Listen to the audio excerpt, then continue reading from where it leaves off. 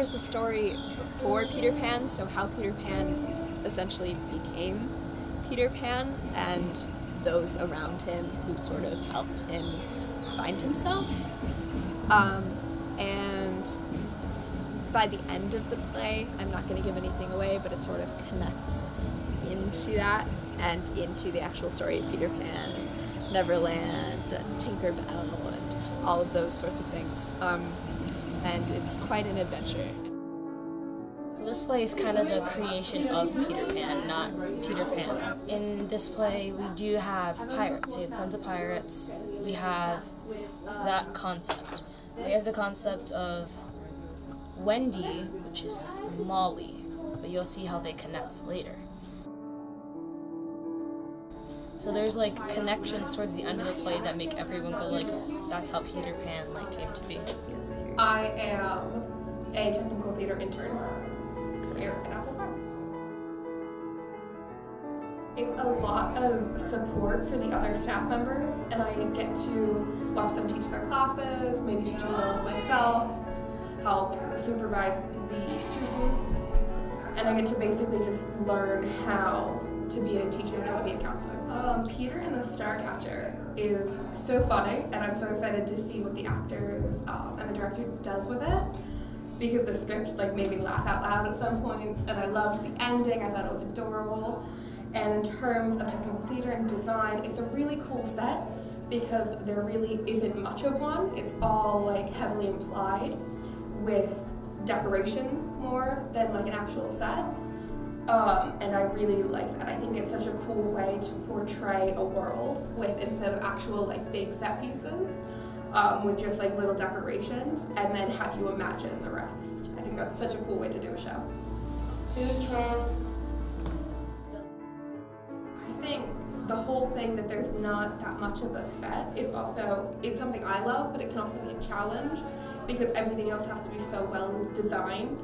The lighting and the sound and the whole what's on the stage and all the props, they all have to be designed pretty much perfectly so that you really get the picture, even though you might not like see a ship on stage, but you can picture you in a ship even though you're not really there. Do you know what I mean? Well, set design is a very important aspect of theater. It's what we don't really give credit to, but it's everything that we see on stage. That means set pieces, props, any visual element besides costumes, which is a separate department, that is seen on stage, we bring forward. It even goes to the lighting design that our friend Toast teaches.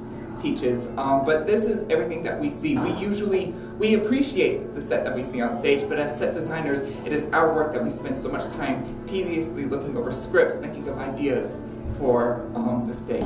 I just read through the script and I've been thinking of ways to construct set pieces. The majority of the beginning takes place on two separate pirate ships, or I guess not pirate ships, but ships. So I'm a little worried about constructing those just because it seems like a very big endeavor and procedure, but I think we're an ambitious stage crew, so I'm excited to work on that. It just seems like a lot to do, and we only have about 2 more weeks until the show's going on, so I'm a little worried about that.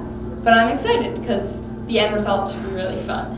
I did T-squared design last year, and I really enjoyed it. So I decided to try and do construction this year because last year I thought up a lot of the ideas, but I didn't really get to see how they happened. So this year I wanted to see how they were constructed and the process of how they happened. You have some food. So if we get a plate of food, alright. We get some food from the dining hall. I'm the director of Peter and Starcatcher. I love seeing them dive into something that they can really explore and have fun with. It's very humbling and very exciting. It's an exciting process. I'm looking forward to how the physicalization of the characters comes out. So the cast are really good at making humour come out of their characters and stand out, which is amazing. Maybe something I'm anxious for is the position of the rope. We've used rope to identify some of the set, so that's kind of something I'm maybe a little bit Physical theatre is something where you create something on stage and the audience visualise it themselves.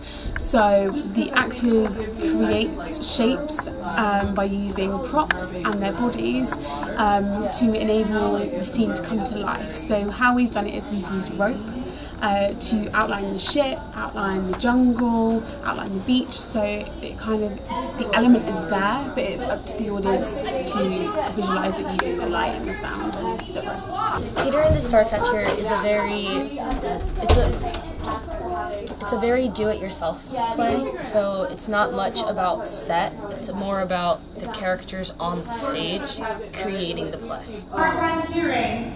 I want you to be talking at the booth, like you were having a conversation with Connor and Toast. So the volume that I'm at right now, even though I'm right in front of you, that's what I need minimum. Like, we need to make sure that the booth can hear you, because that's really essential for this show. A lot of these underlying sound things happening. If we're not talking loud enough, we can't hear when to stop them, because they are loud, and we don't want them to be too quiet so the audience can't hear them for the effect that we need. So make sure you are talking at Connor and Toast. They can hear me nice and clearly right now, the whole time. I want you talking to Connor and Toast, okay? Awesome. So yes, let's start again from that.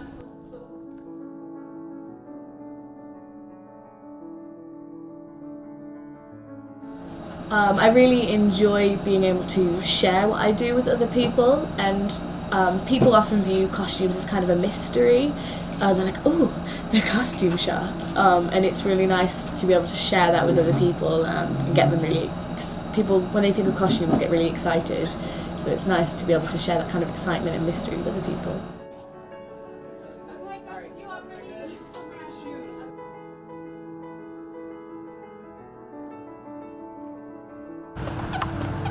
Turn around. Oh, this stinks! I told you it would smell. Alright, we need some mustard. We need some yellow up in here. Alright.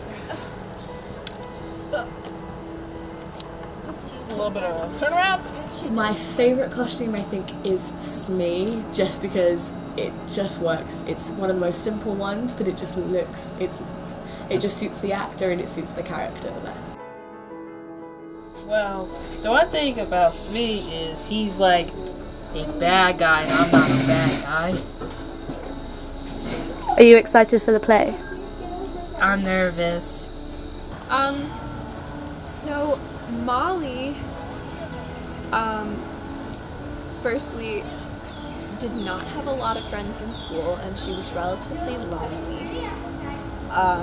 And I, the same as most people, have had experiences with loneliness and feeling like you can't connect with people, or you're sort of cast out from a group of people because you're interested in things different from them, or you're part of a group that they're not a part of. Molly is a Starcatcher.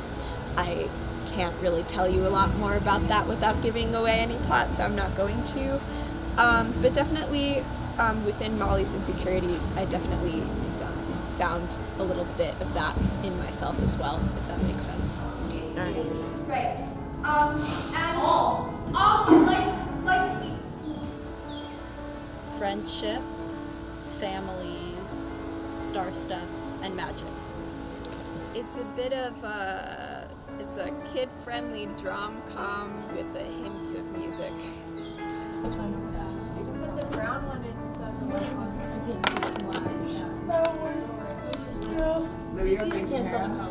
Pretty nervous, but also very excited. Same as Laura, pretty nervous, a little excited, yeah. A little bit nervous.